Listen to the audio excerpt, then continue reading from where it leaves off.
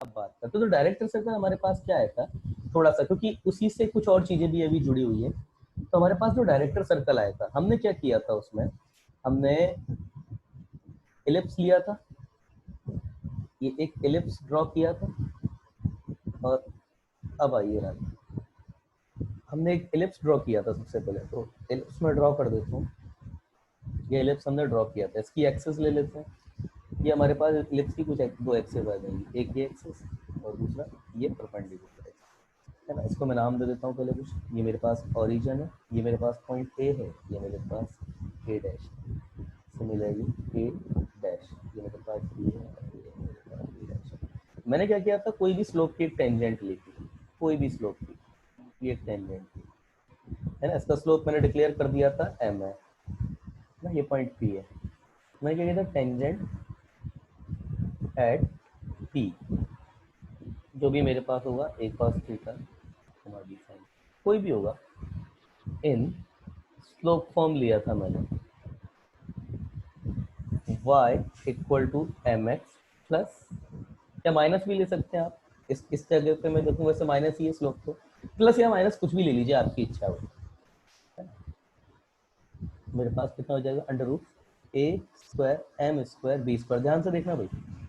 और मैंने क्या किया, बोल दिया यहाँ पर ये कोई पॉइंट टी होगा, ये एच कोमा के यहाँ से पास होती है टेंजेंट, मैंने बोल दिया ऐसा, इसको एच कोमा के से पास करा दिया। इसको मैंने एच कोमा के से पास करा दिया।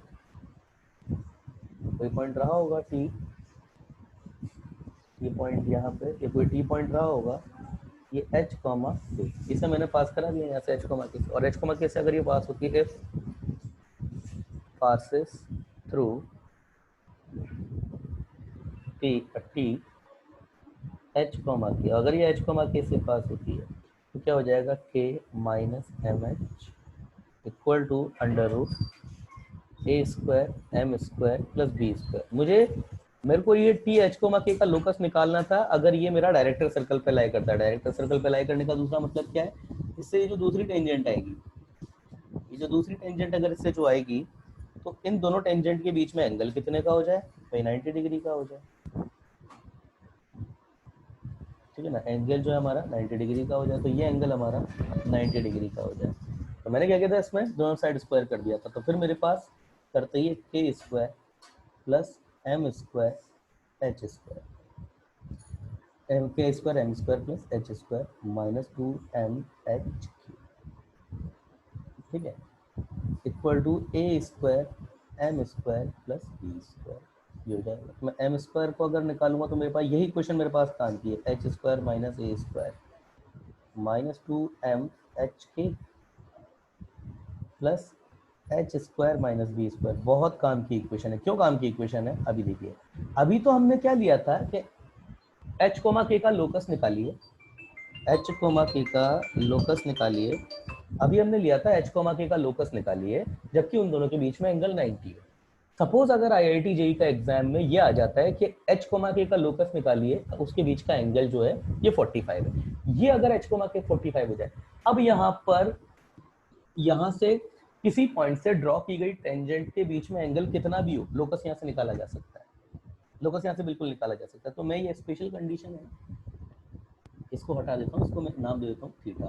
तो ये हमारे पास जो हम पढ़ रहे हैं वो क्या है, locus of point from where, from where, अब ये जगह भी तो नहीं बची, फ्रॉम वेयर, फ्रॉम वेयर, थोड़ा सा हटाना पड़ेगा इसको, locus of point from where drawn tangent have mutual angle theta, कोई भी थीटा एंगल हो उनके बीच में, उसके लिए हम जो कंडीशन है वो निकाल रहे हैं, ठीक है ना। तो इस डायग्राम को रफली बना देता हूँ फिर से एक बार, ये ये ऐसा, हाथ से बनाना पड़ेगा इस बार, ये ये आपका ओरिजिन हो गया। ठीक है, इस पर कोई भी एक पॉइंट रहेगा यहाँ पे, उस पर मैंने ये टेंजेंट लिया। ठीक है, और इसी पॉइंट से ये पॉइंट मेरे पास P है जहाँ पर मैंने टेंजेंट निकाली है, a cos theta comma b sine theta कोई भी, और यहाँ पर ये पॉइंट मेरे पास P है, इससे मैंने H कॉमा के से इसको पास करा दिया, और फिर यहीं से ही दूसरी टेंजेंट जो है ड्रॉ करी। क्या कर रहे हो?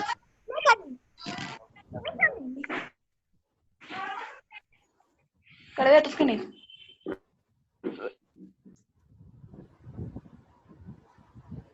चलिए, है ना, ये हमारे पास दूसरी टेंजेंट है। अब इसके बीच का एंगल कुछ भी हो सकता है भैया, थीटा हो सकता है, तो इसके एंगल थीटा होने के लिए, हाँ भाई दीदी कैसे निकालेंगे, कंडीशन कैसे निकालेंगे इसके बीच की? ये एंगल थीटा है, इफ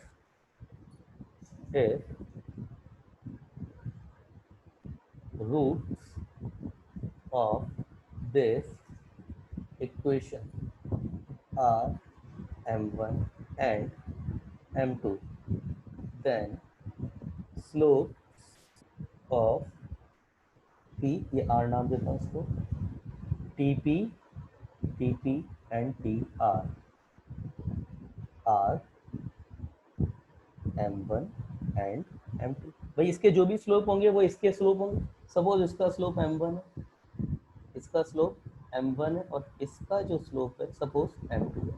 हाँ तो भाई क्या नाम है इसका दीदी, ओ दीदी, थीटा के लिए अगर मुझे, हाँ थीटा मेरा कुछ भी हो सकता है, इस बार 90 की जरूरत नहीं है, तो ये अब मैं लोकस कैसे निकालूंगा, जवाब दीजिए, कैसे लोकस निकलेगा? ये बीच का एंगल कुछ भी हो सकता है, तो कैसे कंडीशन निकलेगी? हाँ भाई उदय, कैसे कंडीशन निकलेगी, जवाब दीजिए। सर tan थीटा का फॉर्मूला लगाएंगे तो। शाबाश शाबाश, tan theta m1 minus m2, ये दीदी को पता था, इसे ये देख रही थी कि सर को पता है नहीं पता, m1 m2, ऐसा मत समझना बिल्कुल भी उसको नहीं पता। अब भाई m1 माइनस m2 ये निकाल सकते हो आप, कैसे हो जाएगा? m1 minus m2 under root m1 plus m2 इसका square -4m1 m2 upon 1 plus m1 m2, यही है आपका लोकस, यही है। रूट सभी को होगा, क्या भाई,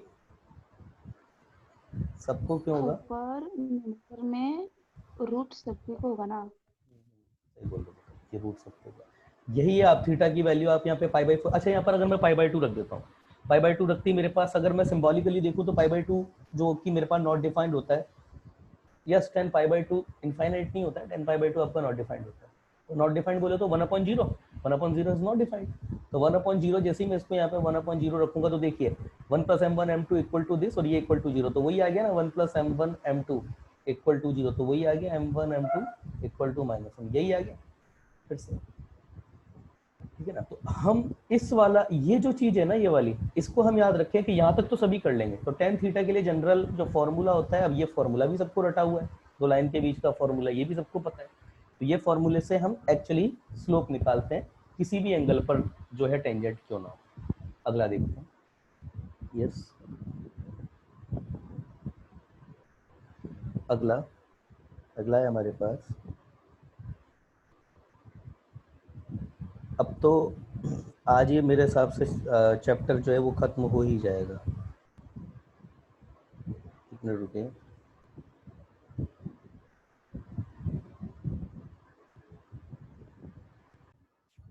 नोट लिख लेते हैं। If a right angle triangle, right angled at A, if a right angle triangle, right angle triangle यहाँ पे ये देखो ABC, ABC, if a right angle triangle ABC, right angled at A, है ना, right angled at A circumscribes circumscribes an ellipse, then the locus of point A, then the locus of point A is director circle. अब ये तो कोई बहुत बड़ी बात है नहीं, ये तो वही चीज़ है कि भैया कि ये आपके पास कोई एलिप्स है और कोई राइट एंगल ट्राइंगल है, कोई भी, सपोज ये कोई एक ट्राइंगल हो गया, यहाँ से इसके ऊपर अगर मैं परपेंडिकुलर इधर डालता हूँ तो ये, यस, ये हो गया, और इधर से फिर तो अब ये कैसे भी यहाँ से कोई भी एक टेंजेंट है इसको टच करते हैं, ये आपका सर्कमस्क्राइब हो गया। इसको थोड़ा अच्छे से बना देते हैं, चलिए इस डायग्राम को, है ना। ये तो कुछ भी, ये तो वही चीज़ है अभी जो हमने थोड़ी देर ये जो देखते आ रहे हैं। सपोज ये कोई एलिप्स है, कोई भी जनरल एलिप्स हो सकता है ना।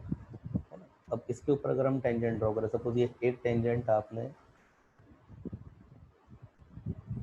यहाँ से कोई एक टेंजेंट,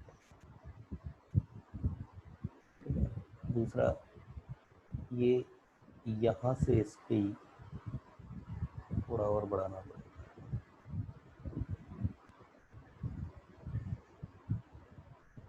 ये कोई एक टेंजेंट है,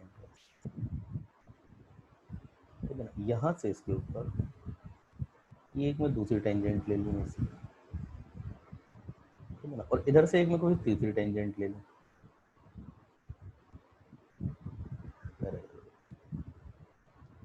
यहाँ से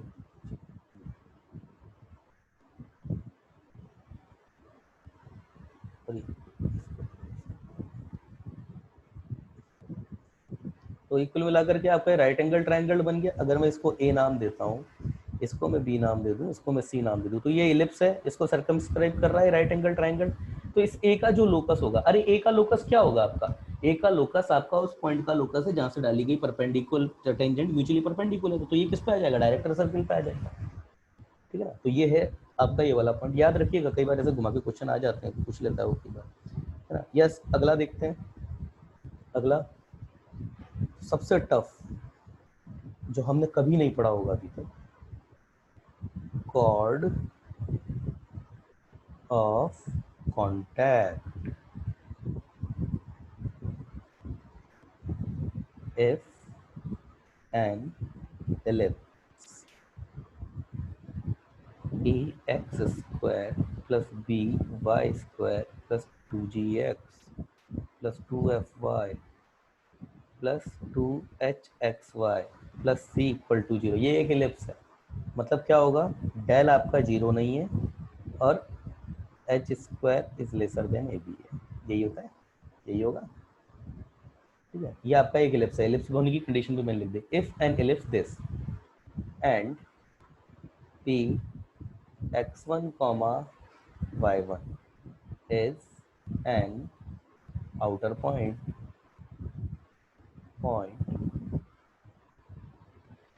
and two tangents are drawn from P x1 y1 which meets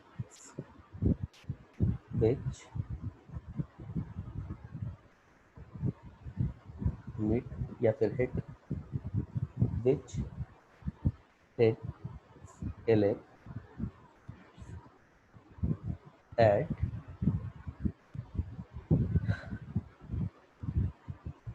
q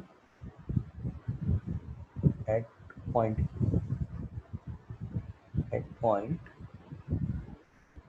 q, जिसको x2 y2 ले लेता हूँ मैं, एंड r जो कि x3 y3 है।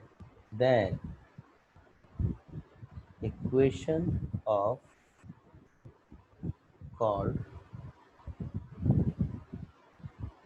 equation of chord of ellipse joining q जो कि x2, y2 है एंड r x3, y3 है। अब ये बहुत टफ है भाई। अब इसको सबसे पहले तो उसको डायग्रामिकली देख ले, बात कैसी कर रहा है। कोई भी जनरल एलिप्स है भाई, कोई भी। अब एक्सेस बनाने की जरूरत नहीं, क्योंकि मैंने तो भाई कोई भी ट्विस्टेड और रोटेटेड लिया है, तो उसमें एक्सेस बनाने की जरूरत ही नहीं है ना। यहाँ से मैंने सपोज ये एक टेंजेंट ये खींची इसके ऊपर, और यहीं से मैं ये कोई दूसरी टेंजेंट खींच देता हूँ। यहाँ से चलिए ये एक दूसरी टेंजेंट खींच देना। ये पॉइंट है भाई मेरे पास भी, आउटर पॉइंट है x1, y1। ये मेरे पास पॉइंट रहेगा एलिप्स पे q x2, y2, और ये है मेरे पास r x3, y3। अच्छा, ये इक्वेशन ऑफ एलिप्स क्या है मेरे पास, s equal to ax² plus by² plus 2gx plus 2fy plus 2hxy plus c equal to 0। ये मेरे पास इक्वेशन है। हाँ, तो आप बताइए नाउ, अब ये मेरे पास जो कॉर्ड आई है ये वाली p और q को मिलाने वाली, ये इनफाइनाइट कॉर्ड रहेगी मेरे पास। इसकी इक्वेशन क्या होगी now, equation of chord, equation of chord q r क्या होगी। राजनंदिनी, राजनंदिनी, पता है राजनंदिनी से मैं बोलूंगा ना तो यही कहेगी सर आपने तो मेरा नाम लिया ही नहीं। राजनंदिनी क्लास में है ये। चलिए, किससे बात करें। निमिष, आप बता सकते हैं क्या होगी। निमिष, इक्वेशन क्या होगी आपकी इस कॉर्ड क्यू आर की। निमिष नहीं, हाँ दीदी क्या होगी तो बता दे दीदी। ठीक तो 0। t इक्वल टू 0 होती है आउटर पॉइंट के लिए। कॉर्ड ऑफ कॉन्टैक्ट की इक्वेशन क्या होती है ना, इक्वेशन ऑफ कॉर्ड, ये लिखने की जरूरत है, equation of chord given by t equal to 0, जो कि मेरे पास t क्या हो जाएगा मेरे पास, a x x1 plus b y y1 plus 2g x plus x1 upon 2 plus 2f y plus y1 upon 2 plus 2h x y1 plus y x1 upon 2, और ये c as it is equal to 0। ये होती है भाई chord of contact की equation, ठीक है ना। कई बार मैं तो, अच्छा निमिष क्लास में ही नहीं था, बाहर। इसका प्रूफ देख लीजिए एक बार। सब मैंने ये एलिप्स ले लिया ये वाला, ये यहाँ से मैंने x2 y2 पर p x1 y1 से यहाँ पे मैंने एक इक्वेशन खींच दी, यहाँ से भी मैंने एक टेंजेंट खींच दी। तो इक्वेशन ऑफ पी क्यू क्या हो जाएगी, equation of P Q, x2 को y2 यहाँ पर लाई करता है तो t इक्वल टू 0, इसकी इक्वेशन तो t इक्वल टू 0 हो जाएगी। तो क्या हो जाएगा x x2 upon a square plus y y2 upon b square equal to 1। Similarly equation of मेरे पास कौन सी पी आर की इक्वेशन क्या हो जाएगी वही t equal to 0, x x3 upon a square plus y y3 upon b square equal to 1। Now both कौन p q and PQ and PR passes through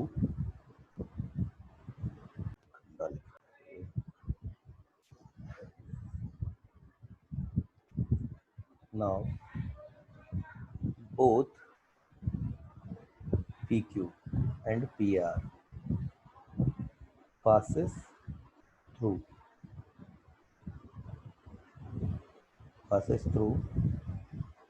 Px1 y1। अब ये दोनों Px1 y1 से होते तो उसको सेटिस्फाइड करेंगे, तो इन दोनों को सेटिस्फाइड करा दीजिए, इसको सेटिस्फाइड कराएंगे तो क्या आएगा x2 x1 upon a square plus y2 y1 upon b square equal to 1।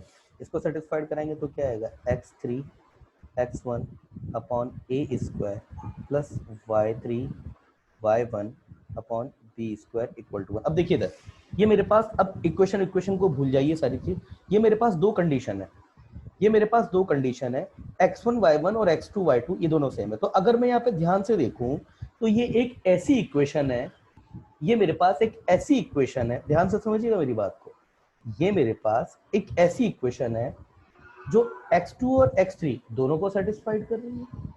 भाई यहाँ पर अगर मैं देखूं x1 यहाँ पर भी कॉमन है, ये x2 और ये x3 आ रहा है, बाकी सारा कॉमन है, y1 यहाँ पर भी कॉमन है, y2 आ रहा है, y3 आ रहा है, ये भी कॉमन है। तो इसका मतलब ये है, हम क्रॉस उल्टा चेक कर रहे हैं अभी यहाँ पे। नाउ इक्वेशन, इसका मतलब यही तो है इक्वेशन, ये x1 upon a square y1 upon b square equal to 1 is a line passes through R x3 comma y3 and q x2 comma y2। यही तो मतलब है इस चीज का। देखिए अगर मैं यहाँ देखूं तो इसका मतलब ये कि ये जो लाइन है ये x3 y3 को भी सेटिस्फाइड कर रही है, और ये जो लाइन है x2 y2 को भी सेटिस्फाइड कर रही है। इसका मतलब ये उस लाइन की इक्वेशन है जो r और q से जा रही है, और r और q से जाने वाली लाइन है कौन सी r और q से लाइन जो जा सकती है आपके पास, r और q से लाइन जाने वाली यही लाइन है। इसका मतलब यही आपकी कॉर्ड ऑफ कॉन्टैक्ट है, ठीक है ना, विच इज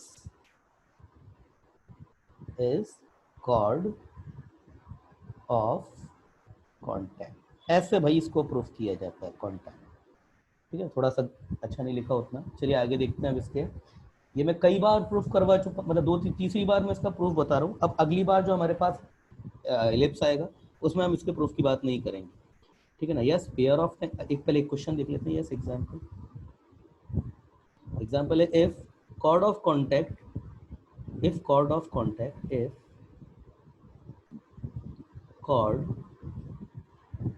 मैंने रिकॉर्डिंग तो चालू कर दी ना। Yes if chord of contact, if chord of contact from 2 points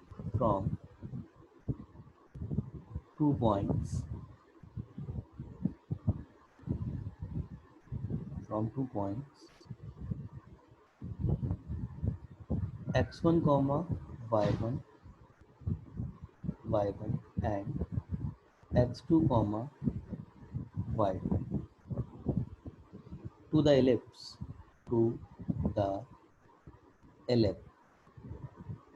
ellipse आपको क्या दिए हैं,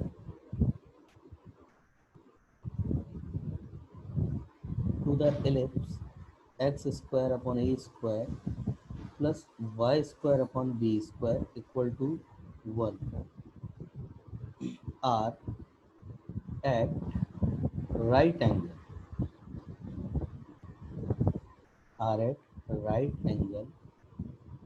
then